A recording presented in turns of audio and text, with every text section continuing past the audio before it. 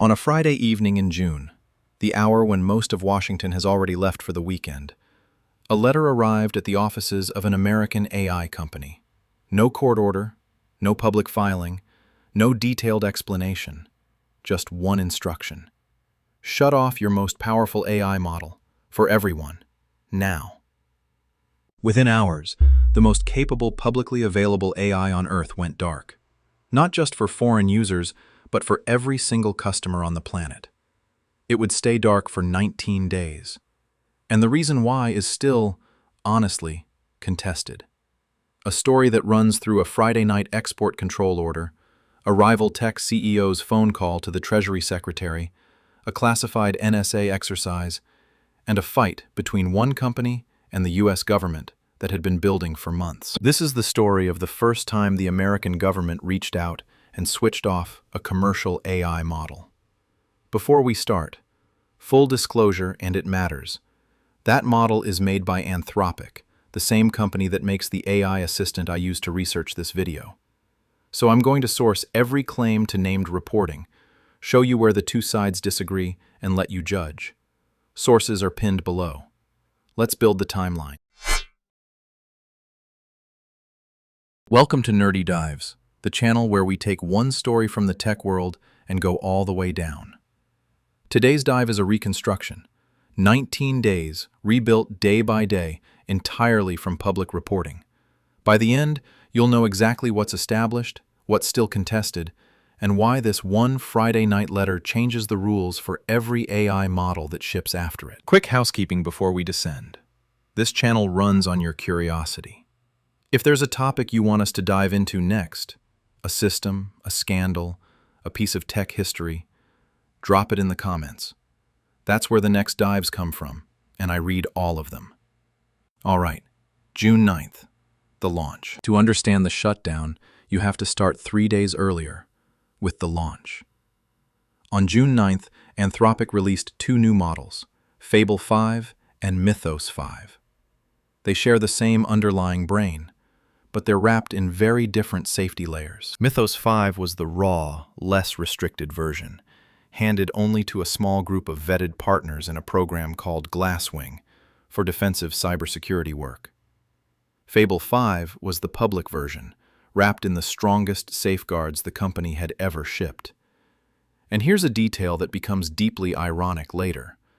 Those safeguards were so aggressive that users complained they were too broad.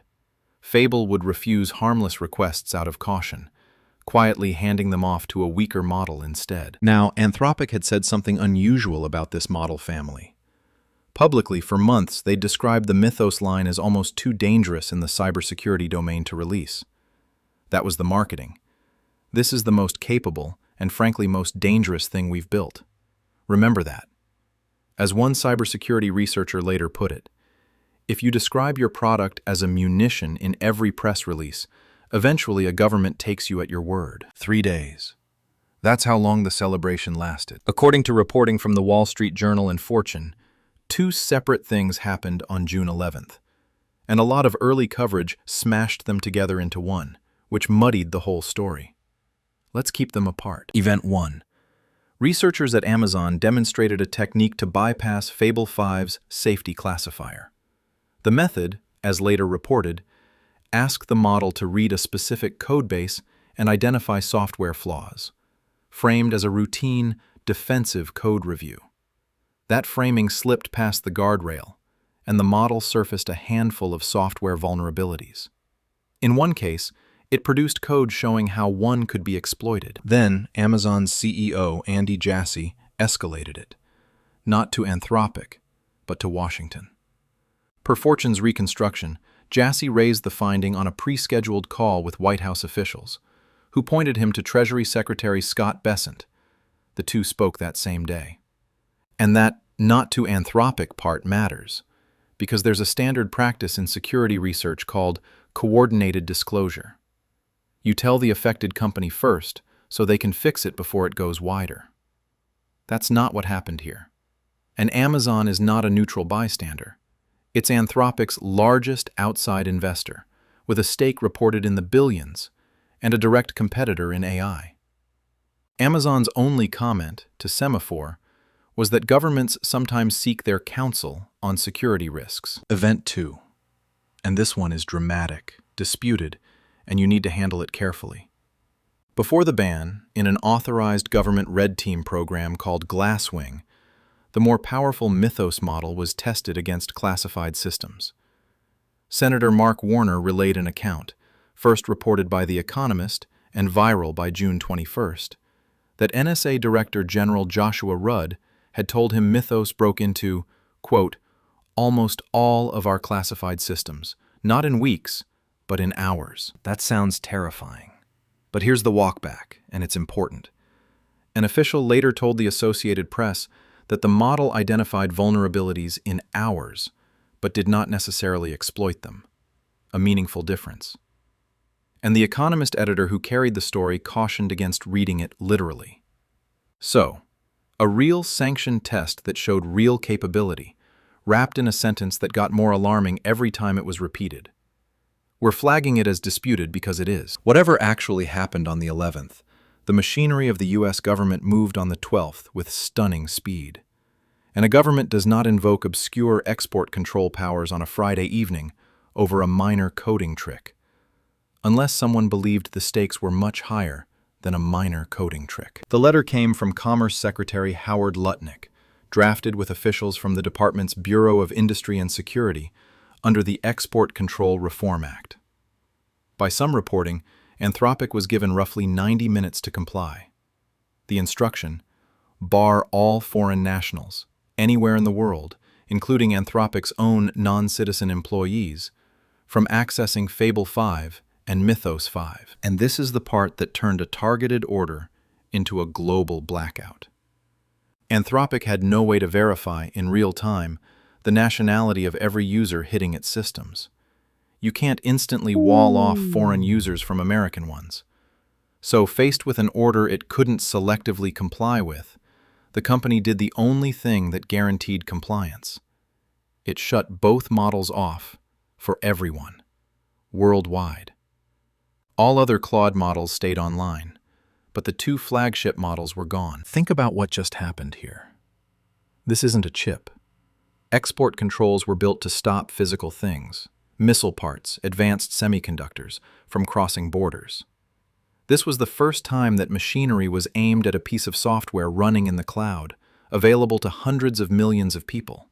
And notably, it happened just 11 days after Anthropic had confidentially filed paperwork for a potential IPO. The timing could not have been worse. Anthropic's public response was immediate and pointed. They complied, but they said on the record that they disagreed. They called it a narrow, non-universal jailbreak that surfaced only minor, already known vulnerabilities. And they argued that if this became the standard, it would, quote, essentially halt all new model deployments for every frontier developer, because the same weaknesses exist in competing models too. Here's where it stops being a timeline and starts being a genuine dispute. A day after the shutdown, White House AI advisor David Sachs laid out the administration's version publicly. His account: a highly credible partner testing Fable found a jailbreak. The administration asked Anthropic's CEO to fix it or pull the model, and, in Sachs's words, Dario refused. The ball, he said, was in Anthropic's court. Anthropic's version is materially different. They contend they were never presented with specific details of the concern, and they dispute that they refused to fix anything. They say they reviewed a demonstration of the technique and found it exposed only a small number of previously known minor vulnerabilities, the kind, they showed, that other public models, including OpenAI's GPT 5.5, could surface just as easily. Two accounts. They have not been reconciled. And then there's the context that makes some observers doubt the whole thing was really about a jailbreak at all. Because Anthropic and this administration had been at war for months. Back in March, the Pentagon had labeled Anthropic a supply chain risk to national security, a designation previously used for Chinese firms like Huawei, after the company refused to accept contract terms that would have allowed its models to be used for, among other things, autonomous weapons and mass domestic surveillance. Anthropic sued over the designation. A federal judge, Rita Lynn, granted a preliminary injunction and called the government's move Orwellian. An appeals court later declined to block the label while the case plays out. The litigation was still live when the ban hit. This was not a happy relationship, and Axios reported that the ban reflected, in part, personality differences between Anthropic and the administration, not purely a technical flaw. So you're left with at least 3 overlapping explanations, all offered by serious people. 1. A sincere panic over a real capability. 2.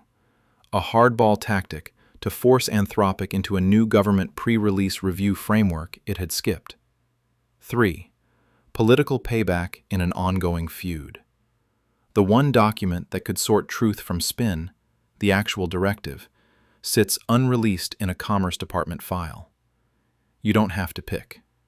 The honest answer is that it's probably some of all 3. While the public argued, Anthropic worked the back channels.